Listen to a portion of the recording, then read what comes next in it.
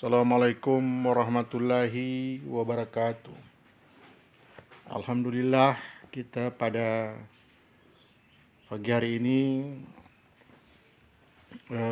akan menjelaskan tentang materi lanjutan, yaitu terkait dengan kedaulatan. Ya, kedaulatan. Namun sebelum itu tentunya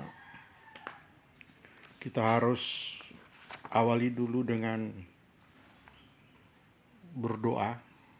Jadi supaya materi kita hari ini bisa dipahami dan dimengerti oleh anak-anakku santri dan santriwati kelas 8. Ya. Jadi kita berdoa, doa kita mulai. Ya. Doa selesai, ya. Selesai doanya, ya, baik. Selanjutnya kita membahas tentang kedaulatan, yang mana bahwa bicara tentang kedaulatan ini sudah dijelaskan pada pertemuan sebelumnya, yaitu kedaulatan sendiri diambil dari bahasa Arab, ya, yaitu daulah, yang berarti kekuasaan tertinggi, ya, dalam suatu negara. Nah, itu yang disebut dengan kedaulatan. Ya. Selanjutnya, hari ini kita akan melanjutkan materi tentang kedaulatan, yaitu terfokus pada teori tentang kedaulatan. Ya. Jadi ada teori-teori kedaulatan. Pertama adalah teori kedaulatan Tuhan. Ya. Kedaulatan Tuhan. Yang kedua adalah teori kedaulatan raja. Ya. Kemudian yang berikutnya ada teori kedaulatan rakyat. Yang keempat ada teori kedaulatan negara. Dan yang kelima adalah ada teori kedaulatan raja. Maaf, teori kedaulatan hukum, ya, bukan raja, ya. Ya, baik. Tentunya masing-masing teori ini kita harus pahami satu persatu. Ya. Yang pertama kita lihat dulu teori kedaulatan Tuhan. Itu maksudnya bahwa raja atau penguasa memperoleh kekuasaan tertinggi itu dari Tuhan. Ya. Jadi itu, ya. Jadi raja atau penguasa memperoleh kekuasaan tertinggi itu dari Tuhan. Maksudnya kehendak Tuhan itu menjelma ke dalam diri raja atau penguasa negara. Nah, teori ini tentunya dikemukakan oleh Agustinus, ya, kemudian Thomas Aquino, dan F.J. Stahl. Ya, F.J. Stahl. Ini penganut teori tentang kedaulatan. Jadi saya ulangi, Agustinus, ya, Thomas Aquino, dan F.J. Stahl. Ya, ini penganut tentang teori kedaulatan Tuhan. Negara yang menganut teori ini adalah negara Jepang, ya, dengan Kaisar Tennohika, ya, menganggap dirinya sebagai titisan dewa matahari. Ini yang dimaksud dengan teori kedaulatan Tuhan. Ya. Yang berikut kita bisa lihat bahwa teori kedaulatan raja. mengandung arti bahwa raja menganggap bahwa kekuasaan tertinggi terletak di tangan raja sebagai penjelmaan kehendak Tuhan. Jadi sekali lagi saya katakan bahwa dari kedaulatan raja ini menganggap bahwa kekuasaan tertinggi berasal di tangan raja sebagai penjelmaan kehendak Tuhan. Kemudian tokoh-tokoh pendukung teori ini adalah Machiavelli, Thomas Hobbes, ada dua ini. Jadi Machiavelli dan Thomas Hobbes. Ya. Ini penganut ataupun peletak teori daripada kedaulatan raja. Ya. Sehingga ada istilah pada Raja Louis ke-14 dari Prancis yang mengatakan bahwa l'état est moi,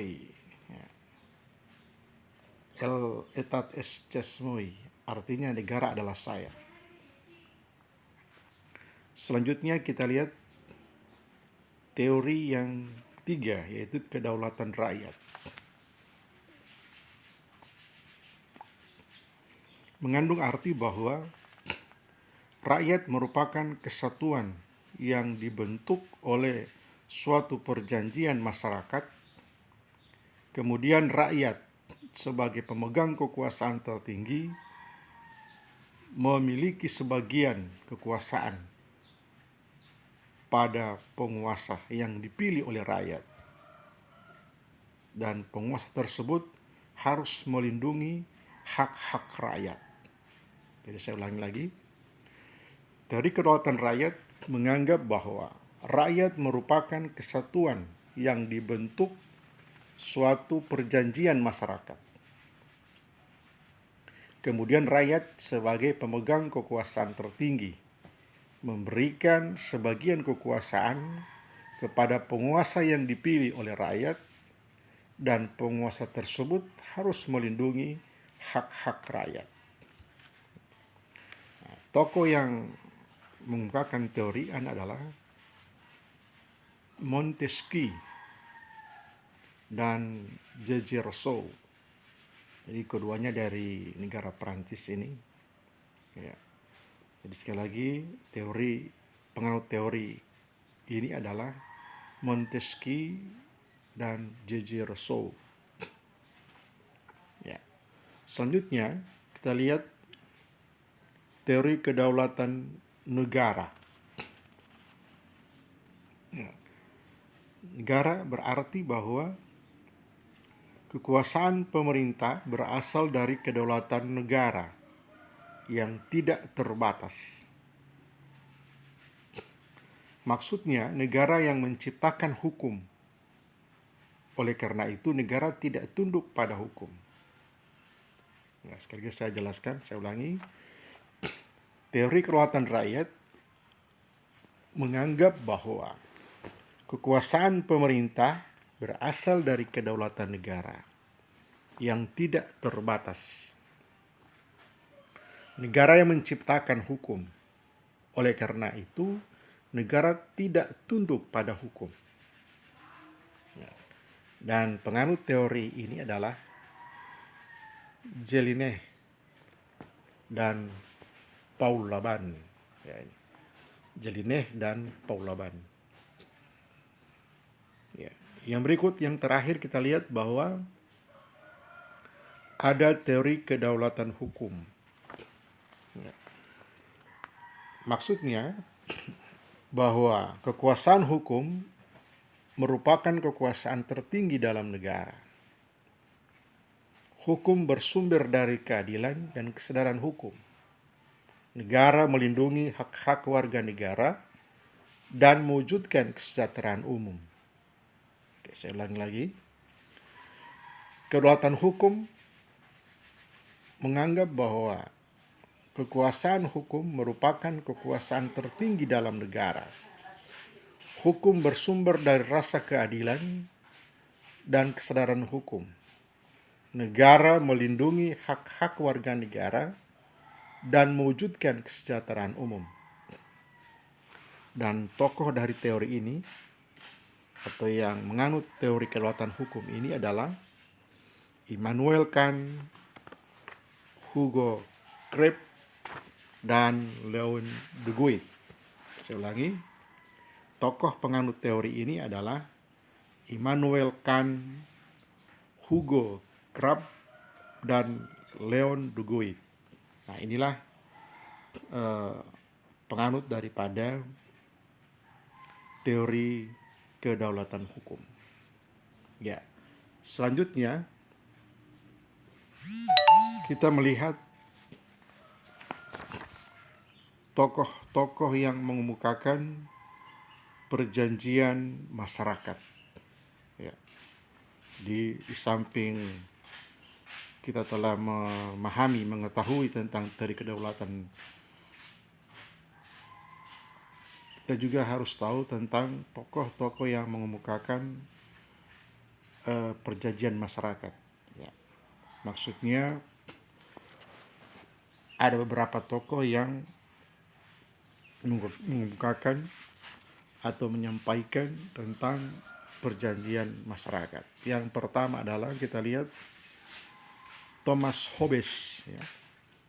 Thomas Hobbes. Ya. Menurut pendapat beliau, pada awalnya negara dalam keadaan kacau balau, sehingga timbul rasa takut di antara warga. Menyadari semua itu, timbul kesadaran warga bahwa untuk menghilangkan kekacauan tersebut perlu sebuah wadah atau negara yang dipimpin oleh seorang raja yang memiliki kekuasaan mutlak. Ya, itu menurut Thomas Hobbes. Ya. Selanjutnya kita melihat tokoh yang mengukakan tentang perjanjian masyarakat, yaitu menurut John Locke. Ya, John Locke ini adalah salah seorang warga negara Inggris, ya, mengatakan bahwa hak asasi manusia atau warga negara harus dilindungi. Dan untuk melindungi hak asasi itu, dibentuklah perjanjian untuk membuat negara yang melindungi hak asasi warga negara dan menjamin kepentingan masyarakat dalam suatu peraturan perundang-undangan. Sehingga John Locke menyimpulkan bahwa terbentuknya negara melalui yang pertama, Pactum Unionis, ya, Pactum Unionis, ya, atau perjanjian antar individu membentuk suatu negara. Selanjutnya, Pactum Subjectionis, ya. Saya ulangi, Pactum Subjectionis. Maksudnya, perjanjian antara individu dan warga negara untuk memberi kewenangan atau mandat. Saya ulangi, Pactum Subjectionis mengandung arti bahwa perjanjian antar individu dan wadah atau negara untuk memberi kewenangan atau mandat kepada negara berdasarkan konstitusi atau undang-undang dasar. Yang berikut, J.J. Rousseau. Ya. Beliau berpendapat bahwa setelah individu menyerahkan hak-haknya kepada negara, penguasa negara yang diberikan mandat atau oleh rakyat harus melindungi dan mengembalikan hak-hak warga negara. Oleh karenanya, penguasa dibentuk berdasarkan kehendak rakyat. Hal ini melahirkan sebuah negara demokrasi. Ini. Ya. Sehingga di sini Montesquieu ya, salah seorang warga negara Prancis berpendapat bahwa kekuasaan dalam suatu negara tidak terpusat pada seseorang. Kekuasaan dalam suatu negara dibagi dalam 3 kekuasaan terpisah atau dikenal dengan istilah separate of power. Artinya pemisahan kekuasaan. Pemegang kekuasaan yang satu tidak mempengaruhi dan tidak campur tangan terhadap kekuasaan lain. Sehingga oleh Montesquieu membagi kekuasaan atas 3 kekuasaan. Yang pertama, kekuasaan legislatif. Artinya kekuasaan untuk membuat peraturan perundang-undangan dalam suatu negara. Tentunya kalau di negara Indonesia ini diberi kepercayaan kepada anggota DPR maupun DPD. Itu kalau di pusat. Ya. Kemudian kalau di daerah namanya DPRD. Ya. Tentunya harus ada persetujuan dari lembaga eksekutif. Ya. Kalau di pusat DPR, DPD, DPR bersama presiden. Ya. Kemudian kalau di daerah DPRD bersama gubernur, wali kota atau bupati. Nah, mereka yang memberikan persetujuan terhadap pembentukan suatu peraturan perundang-undangan. Yang berikut kekuasaan eksekutif. Ini kekuasaan untuk melaksanakan peraturan perundang-undangan yang berlaku. Yang biasanya dijalankan oleh presiden ini. Jadi setelah dibuat peraturan perundangan, tentunya presiden diberi tugas untuk menjalankan peraturan tersebut. Atau gubernur, atau juga wali kota maupun bupati. Ya, ini. Selanjutnya kekuasaan yudikatif. Ya, yudikatif. Yaitu kekuasaan untuk menegakkan peraturan perundang-undangan yang berlaku. Ya, apabila terjadi pelanggaran. Nah, ini. Jadi misalnya peraturan dijalankan oleh pemerintah, dijalankan oleh presiden maupun gubernur, wali kota, bupati, apabila terjadi pelanggaran, maka kekuasaan yudikatif, ya, dalam hal ini Mahkamah Agung, ya, atau Mahkamah Konstitusi akan memproses atau mengadilinya. Nah, inilah pernyataan ataupun pembagian kekuasaan menurut Montesquieu. Selanjutnya, kita bisa lihat landasan hukum Indonesia menganut kedaulatan rakyat. Nah, jadi Indonesia sendiri menganut kedaulatan rakyat. Kita bisa lihat dalam pembukaan Undang-Undang Dasar Negara 1945 alinea keempat, yaitu berbunyi, maka disusunlah kemerdekaan kebangsaan Indonesia itu dalam suatu undang-undang dasar negara Indonesia yang terbentuk dalam suatu susunan negara Republik Indonesia yang berkedaulatan rakyat. Itu ya. Saya ulangi. Dalam pembukaan UUD 1945 alinea keempat, mengatakan bahwa maka disusunlah kemerdekaan kebangsaan Indonesia dalam suatu undang-undang dasar negara Indonesia yang terbentuk dalam suatu susunan negara Republik Indonesia yang berkedaulatan rakyat. Yang kedua adalah terdapat dalam pasal 1 ayat 2 dan pasal 1 ayat 3.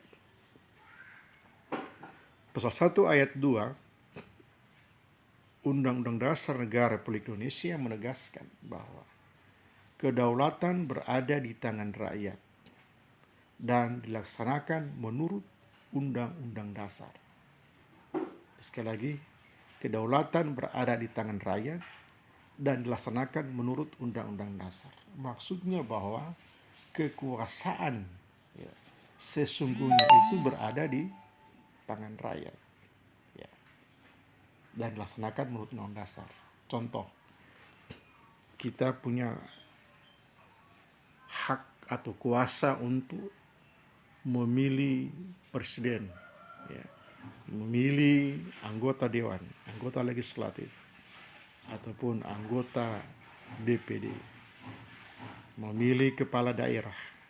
Yang sekarang kita melihat ada beberapa kepala daerah yang sementara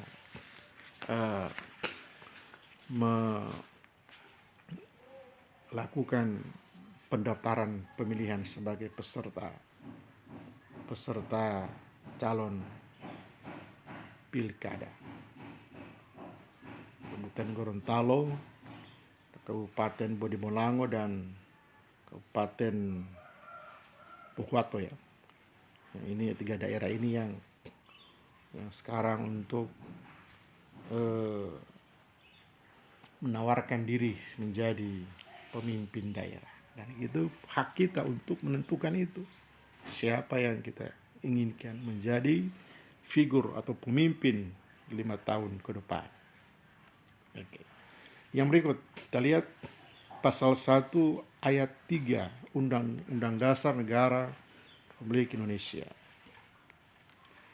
Berbunyi, negara Indonesia adalah negara hukum. Nah, artinya bahwa negara kita ini senantiasa tunduk dan taat pada hukum yang berlaku.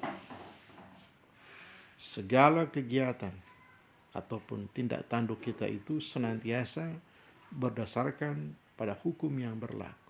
Dan apabila itu bertentangan, maka kita harus menanggung segala macam sanksi yang diberikan oleh negara kalau melanggar.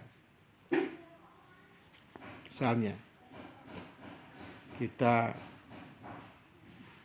naik sepeda motor tidak menggunakan helm, apalagi tidak menggunakan SIM, membawa SIM, STNK. Nah, ini jelas sanksi yang akan menanti kita. Itu contoh ya.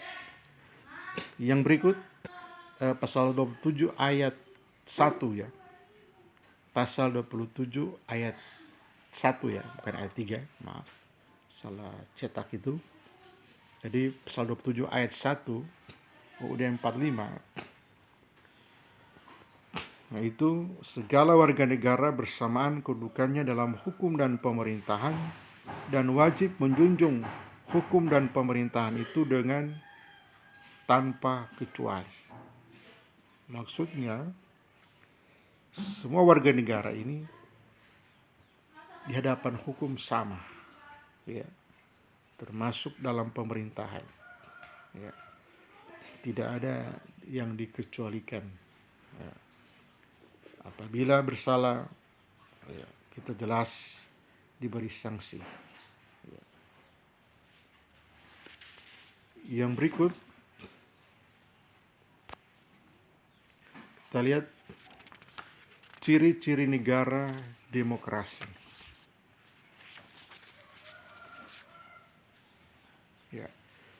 Ciri-ciri negara demokrasi Yang pertama, memiliki lembaga perwakilan rakyat. Nah, itu yang pertama. Artinya negara demokrasi itu kita lihat bahwa di negara itu ada Dewan Perwakilan Rakyat, ya, ada Dewan Perwakilan Daerah, ada Dewan Perwakilan Rakyat Daerah. Yang kedua, adanya pemilihan umum untuk memilih wakil-wakil rakyat. Ya, ini senantiasa kita lihat dalam pesta demokrasi setiap 5 tahunan, apakah itu pemilihan presiden, anggota legislatif, ataupun pemilihan kepala daerah. Yang berikut, ciri yang ketiga, adanya lembaga yang mengawasi jalannya pemerintahan. Nah, yaitu jelas adalah lembaga legislatif. Dalam hal ini dipercayakan kepada DPR dan DPRD. Yang keempat adalah adanya pemerintahan berdasarkan hukum konstitusional. Ya, jelas pemerintah itu senantiasa menjalankan pemerintahan itu senantiasa berdasarkan pada konstitusi yang berlaku. Artinya hukum dasar yang berlaku. Tidak boleh bertentangan dengan hukum dasar atau Undang-Undang Dasar Negara Republik Indonesia. Selanjutnya, kita bisa melihat bahwa pelaksanaan demokrasi Indonesia dilakukan dengan dua cara, yaitu demokrasi langsung maupun demokrasi tidak langsung. Ya. Contohnya kalau demokrasi langsung itu artinya seluruh rakyat diberikan hak untuk menentukan pilihannya. Ya, misalnya dalam memilih presiden, kepala daerah, ya, termasuk kepala desa. Ya. Sedangkan demokrasi tidak langsungnya itu adalah demokrasi yang dipercayakan kepada wakil-wakil rakyat, ya, untuk menjalankan pemerintah, mengurus pemerintahan. Jadi begitu kita pilih mereka, jelas mereka akan melaksanakan amanat atau aspirasi rakyat. Ya. Selanjutnya kita bisa lihat bahwa peranan rakyat dalam pelaksanaan demokrasi Indonesia, yang pertama adalah pengisian keanggotaan MPR, anggota DPR, ya, terdiri dari DPR dan DPD. Pasal 2 ya, ayat 1 itu pengisian keanggotaan. Yang berikut pengisian keanggotaan DPR melalui pemilihan umum. Ya. Yang ketiga pengisian keanggotaan DPD. Ya. Dan yang keempat pemilihan presiden dan wakil presiden dalam satu paket pasangan, ya, secara langsung. Pasal 6. Ya. Yang berikut pemilihan kepala daerah dan wakil kepala daerah, ya, menurut Undang-Undang Nomor 32 tahun 2004. Nah, inilah peranan rakyat dalam pelaksanaan demokrasi Indonesia. Ya, dapat dilihat dalam beberapa kegiatan kenegaraan. Ya, selanjutnya mohon dipelajari materi awal pertemuan sampai dengan hari ini untuk persiapan PTS. Artinya untuk persiapan penilaian tengah semester. Ya. untuk pertemuan berikutnya. Sekali lagi saya berharap anak-anakku santri belajar dan belajar apa yang sudah dijelaskan, diberikan. Semoga di penilaian PTS nanti, setelah 2 minggu depan, kita akan melaksanakan penilaian tengah semester. Ya, semoga semua dalam keadaan sehat walafiat adanya, sehingga dapat mengikuti ulangan atau mengikuti penilaian tengah semester. Demikian, Assalamualaikum warahmatullahi wabarakatuh.